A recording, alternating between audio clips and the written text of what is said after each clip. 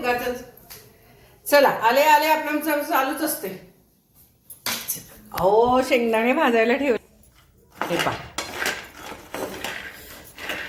आणि हे आले आले मध्ये हे जळायचे कुठेतरी. तुमच्यापैकी कोणीतरी म्हणलं मॅडम तो लाकडी चमचा वापरा.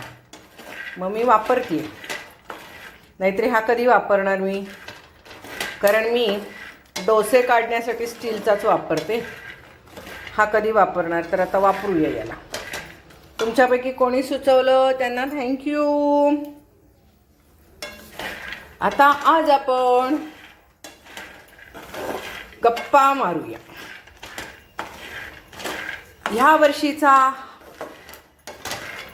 मी बनवला आहे 31 डिसेंबरला आणि तुम्हाला हा व्हिडिओ येणार 1 तारखेला, 1 जानेवारी 2026. नवीन वर्षाच्या तुम्हाला शुभेच्छा. हे नवीन वर्ष तुम्हाला आरोग्यदायी, भरभराटीचे, सुख समृद्धीचे जाओ.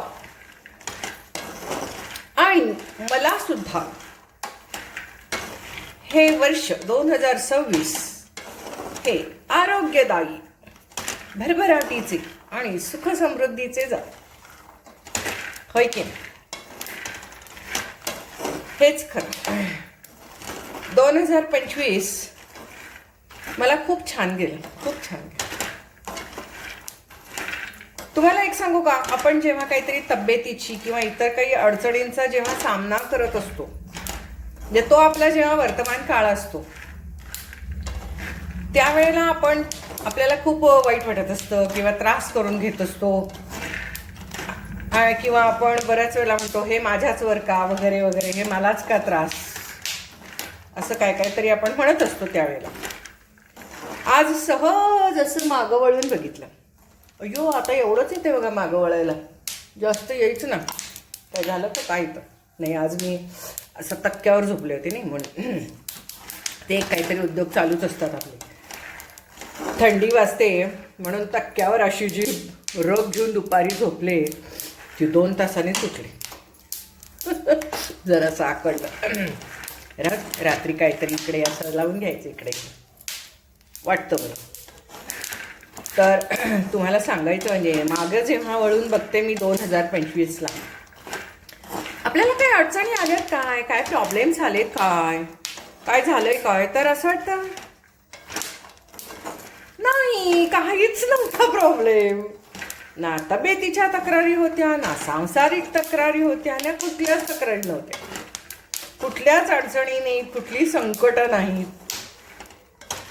कारण तुम्हाला सांगू का, जे काही 2025 मध्ये घडलेलं असेल तो भूतकाळ होता, संपला भूतकाळ, हो ना. आणि भूतकाळातल्या वेदना जर आपण कवटाळून बसलो तर ती दुःख होतात किंवा दुखणी होतात, कवटाळून बसलो तर. आणि त्या वेळेला आपण ती कवटाळून बसलेलो नसेल तर ते विसरून जातो आपण. आता तुम्हाला एक साधं सांगते. कोळसा उगाळून उगाळून उगाळून काय होतो, तो काळा काळा काळा. चंदन उगाळून उगाळून उगाळून सुगंध सुगंध सुगंध. पण आपल्याला संकट, दुःख, निगेटिव्हिटी, नकारात्मक गोष्टी ह्याच उगाळायची सवय आहे. आपण कोळसाच उगाळत बसतो आयुष्यात आणि मग आपलं जीवन काळं करून घेतो आपण. आणि वर्तमान काळ जेव्हा तुमचा त्यावेळेचा काळा असेल, उगाळून उगाळून उगाळून, मग तो तुमचा आता भूतकाळ असेल आणि त्यातनं तुम्ही बाहेरच पडू शकत नाही. कारण तुम्हाला उगाळायची एक सवय होते. तेच तेच तेच तेच तेच तेच बडबडायचं, तेच तेच बोलायचं, तेच तेच कवटाळून बसायचं. सुख पण कवटाळून बसू नये आणि दुःख पण कवटाळून बसू नये, कारण ते राहत नाही. पण सुखामध्ये आपल्याला आनंदाची अनुभूती होते. काय छान शब्द वापरला ना, मस्त वाटलं की नाही. सुखामध्ये आपल्याला आनंदाची अनुभूती होते आणि ती आपल्याला छान वाटते. आनंद होतो म्हणजे काय होतो, आपल्या मेंदूतून हॅपी हार्मोन्स सिक्रेट होतात. आनंदाचे कण बाहेर पडतात. एनर्जी, आनंदी हॅपी एनर्जी, पॉझिटिव्ह एनर्जी बाहेर पडते आणि त्याचा आपल्या संपूर्ण शरीरावरती कळत नकळत परिणाम होतो. चांगले परिणाम होतात. तब्येत छान राहते, भूक छान लागते, मन छान राहतं, झोप छान लागते, सगळ्यातलं चांगलं होतं, सगळंच छान होतं.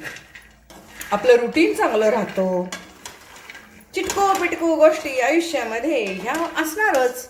रस्त्यावर स्पीड ब्रेकर असणारच, त्याला काही वेळेला आपण ठेचकाळून पडणारच. त्यात काय एवढं मोठंसं. म्हणून आपण चालायचं सोडतो का रस्त्यावरचं? नाही ना. तसंच आहे 2025 मध्ये तुम्ही सुद्धा मागे वाळून बघा. काही आठवतंय का बघा. काहीही आठवणार नाही तुम्हाला. जर तुम्ही पॉझिटिव्ह पर्सन असाल तर तुम्हाला काहीच आठवणार नाही. पण तुम्ही जर का निगेटिव्ह म्हणजे नकारार्थीच गोष्टींना धरून बसणारे असाल तर मग तुमचा तो कोळसा बसा उगाळत. 2025 मध्ये उगाळत बसलेला कोळसा 2026 मध्ये पण बसा उगाळत. हात काळे करून घ्या. काय करणार त्याला आता.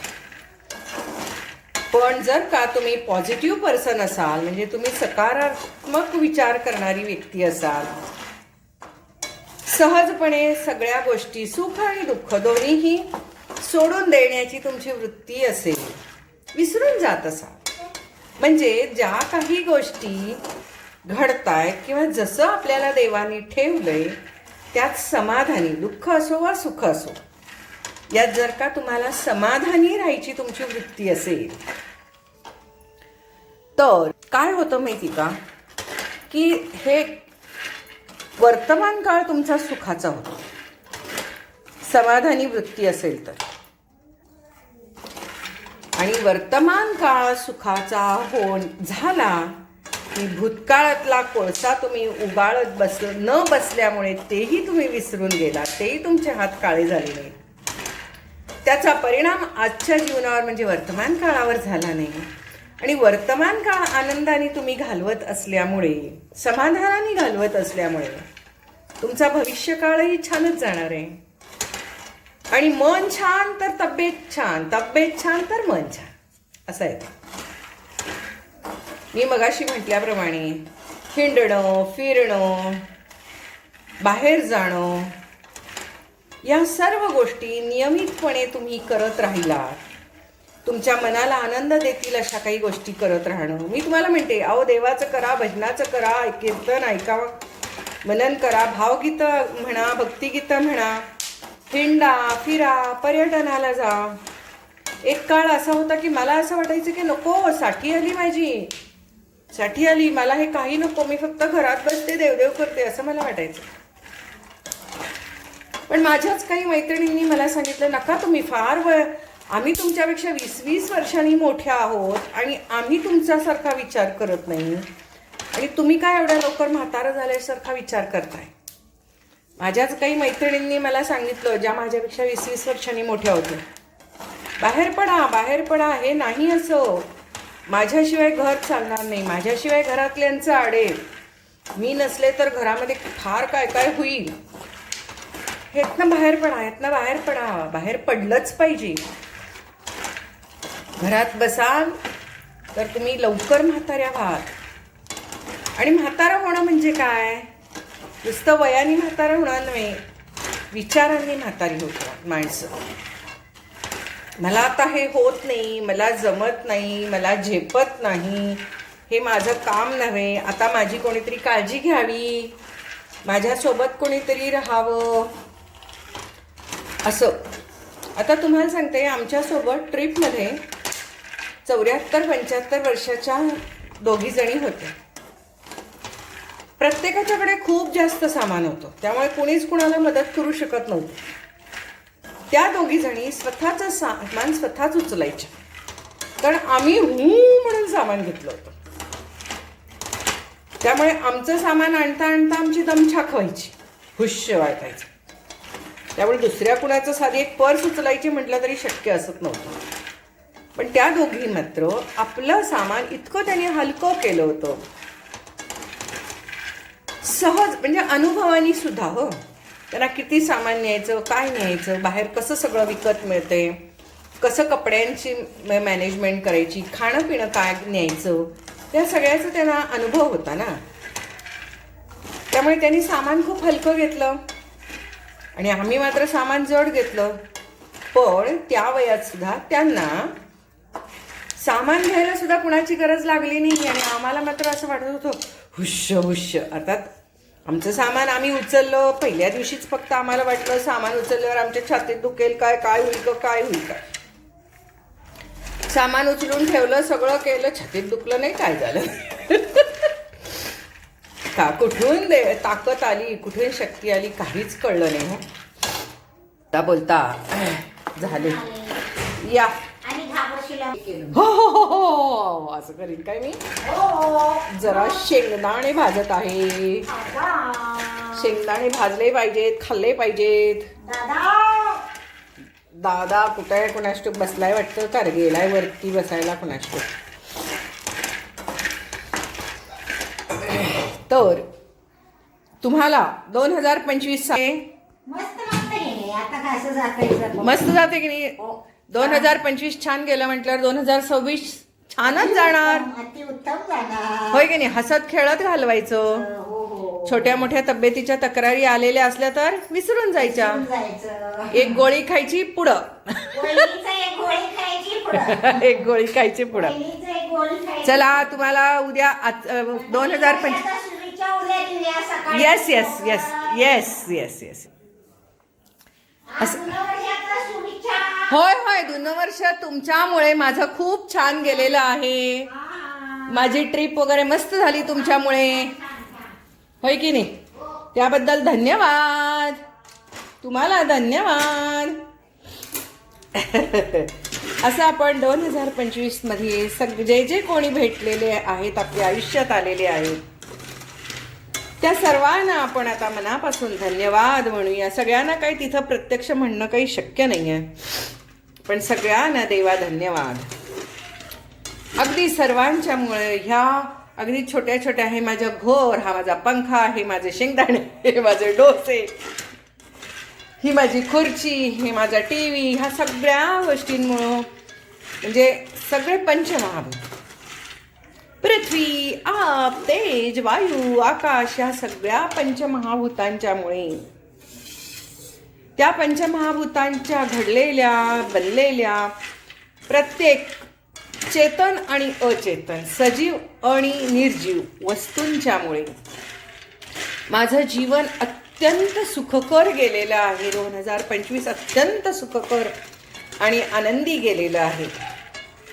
तसंच तुम्हा सर्वांचं 2026 हे सुखकर आणि आनंदी जावो आणि आपल्या एकमेकांच्या शुभेच्छा आणि आशीर्वादामुळे माझंही जीवन सुखकर आणि आनंदी जावं, हीच त्या भगवंताच्या चरणी, जगदंबेच्या चरणी प्रार्थना. तिनं आम्हाला शक्ती द्यावी, भक्ती द्यावी, युक्ती द्यावी. बरोबर ना. चला, धन्यवाद तुम्हाला आणि धन्यवाद त्या भगवंताला, कारण की त्यानं मला हे जीवन दिलं, हे जीवन जगण्याची संधी दिली. किती छान आहे हे सर्व. 84 लक्ष योनीतून आल्यानंतर हा मनुष्य जन्म मिळाला. त्या मनुष्य जन्मातील 2025 साल आपल्याला जगायला मिळालं, हे किती मोठी गोष्ट आहे. तसंच ह्यापुढची जी काही माझी सर्व वर्ष असतील, अजून 40 वर्ष तर जगूयाच, ती सर्व देवा, हे जीवन तुझं आहे, तुझं दिलेलं आहे. त्यामुळे सर्व जी कामं आहेत ती चांगली कामं माझ्या हातून करून घे. कळत नकळत जी काही माझ्या हातून कोणी दुखावलं गेलं, किडा, मुंगी वगैरे वगैरे मनुष्य, तर तेही कर्म तुझ्याच प्रेरणेनं झालं असं समजून ही सर्व माझी सुख आणि दुःख, चांगली आणि वाईट ही सर्व कर्म तुझ्या चरणी मी अर्पण करते. आणि अशीच अर्पण करण्याची, माझं जीवन हे तुझ्या चरणी अर्पण करण्याची मला बुद्धी दे. आणि त्या आपण देवाला कसं नेहमी चांगलंच फूल वाहतो ना, होय की नाही? ताजं, छान, सुवासिक, सुंदर, बघून बघून असं तर देवाला असं पण फूल घालतो. मग हे जर का आपलं जीवन हे देवाच्या चरणी व्हायचं असेल तर तसंच सुंदर माझं जीवन माझ्याकडनं जगून घे असं मी देवाला म्हणेन.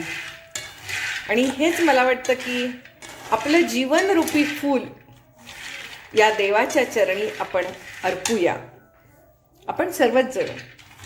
आणि 2026 ची वाटचाल करूया.